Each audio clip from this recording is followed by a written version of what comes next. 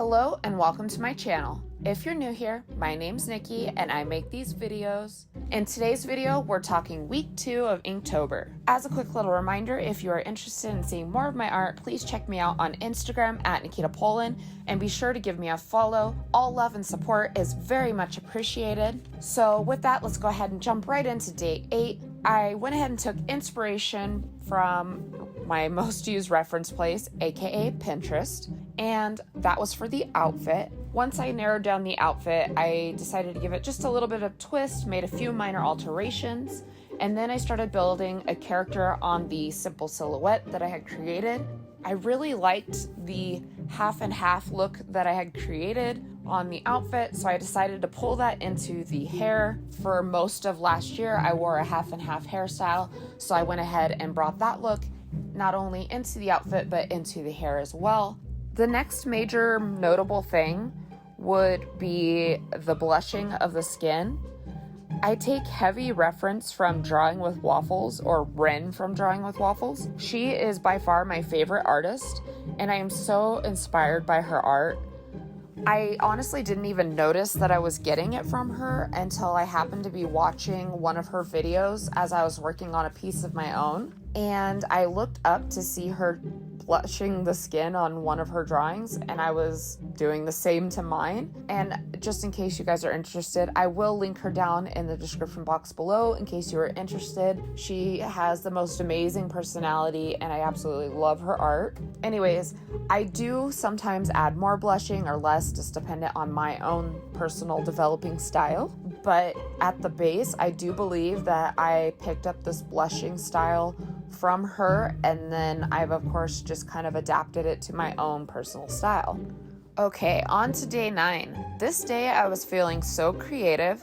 I found a picture of a girl leaned against a wall, and my crazy brain said, I wonder if I can make it look like she's floating. Well, the first problem I had was just getting that head positioning correct, and thank goodness for digital art because it was rough. But once I got done with the ugly business, it was just figuring out how I was going to make it look like she was floating. And in case you are curious, the way that I found that worked for me is soft airbrush on 2 separate layers, one set to a light yellow and one set to white, and voila. So you'll see that here in just a little bit. But if you know any other ways to kind of give the same effect, please share them down below. I'm sure others would be interested to know. And of course, I am always looking for tips and tricks to make things look better and to make them easier. So please do share. I obviously went through quite a lot of trial and error on this piece. As you will see, I tried to keep kind of everything else simple in this picture. And you can see that I did, like I said, I did a lot of trial and error to figure out what I wanted. But overall, I was pleased with this piece, and I think I accomplished what I was going for.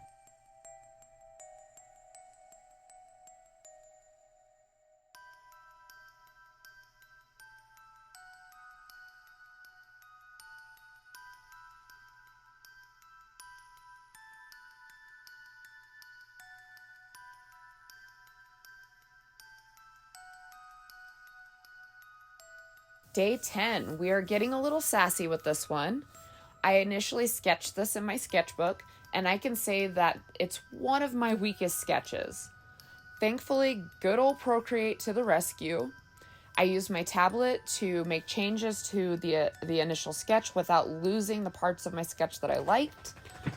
Please forgive the lazy artistry, or notice my bold art choice to not draw arms and legs to avoid drawing hands and feet. Oops, that might have been a little too honest. Okay, sometimes we just need a good win. I decided to focus just on the outfit. I thought it was just a kind of cute little design. And I did have a good time with this one, even though it was more of a simple piece. And let me know what you guys think about this one. I know it's a different style, a little bit of a different body layout. Obviously, like I said, I made the stylistic choice to leave off the arms and legs. So yeah, let me know what you guys think down in the comments below.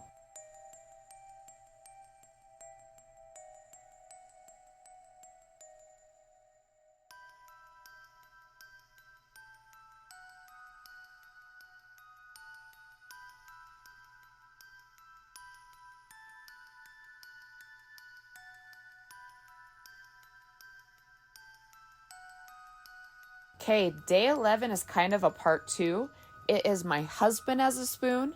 If you missed my spoon and why in the heck I would decide to draw spoons, check out week 1 of Inktober. I will have the video linked in the description box below and possibly up in the cards above if I remember.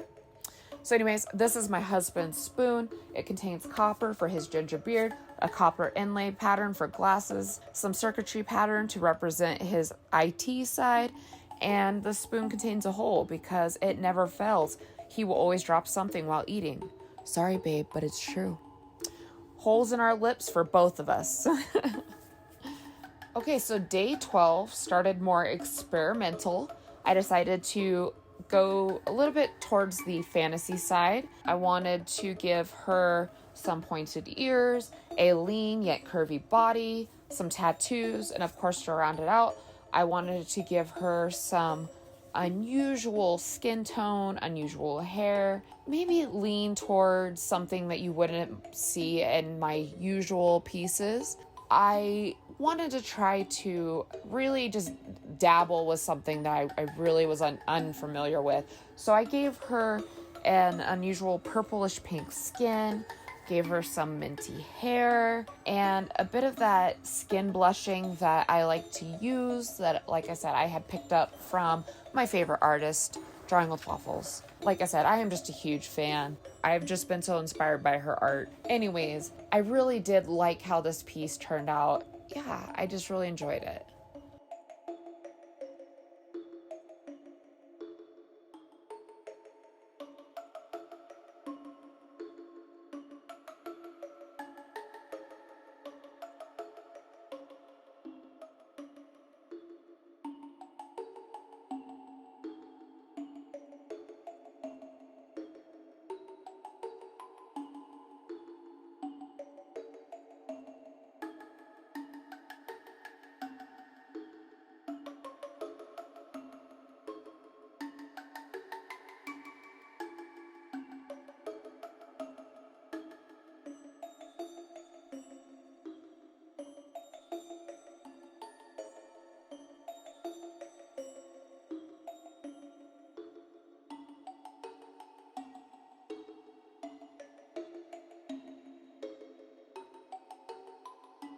So moving on to day 13.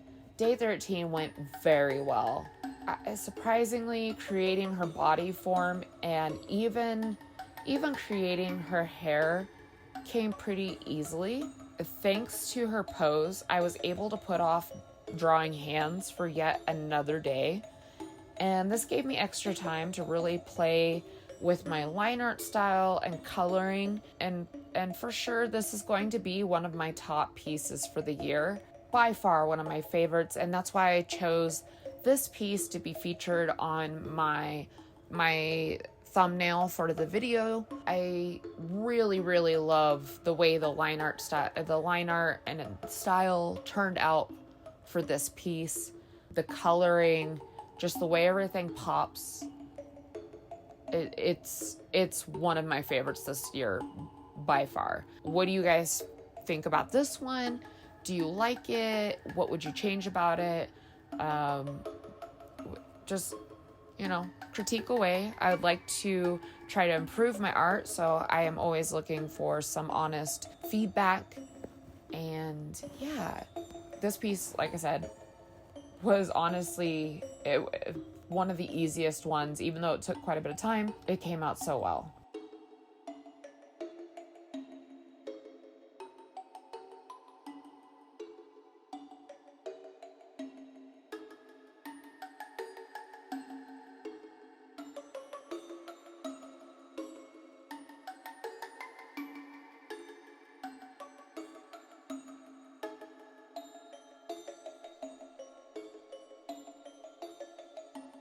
Day 14, the final day of week 2, and I couldn't be more proud. I know it sounds like a lot of praise, but this has been such a great challenge. Without this challenge, I probably wouldn't have tried recreating this pose, and I definitely wouldn't have put a twist of my own on it, and I just honestly never would have guessed that I could have completed this challenge without backing down. I did actually draw the feet and hands this time, or one of the hands, because that's all you could see in this pose. I struggled a little bit with some proportions, but I kept working through them to make them make sense. And thankfully, the adjustments were easy enough to test, and I was able to come up with something strong in the end. And my week ended on a strong note, and I set myself up for a great start to week 3. I really adore this piece. I'm just so happy about having such a strong week 2 for Inktober of 2021. I would like to know what you guys would like to see next. And yeah, I guess with that, I don't have much to say on this piece. Again, it was an initial reference photo that I tweaked to create my own original character. I obviously kind of wanted to go more towards the Halloween theme, so I gave her a big magical textbook, or I shouldn't even call it a textbook, but a magical text. And of course, she is holding onto it tight. She is ready to head on to week 3. Well, maybe once she gets dressed. I am just really exploring the human form in my own stylized way. And I really do feel like it is getting easier to draw a character every time.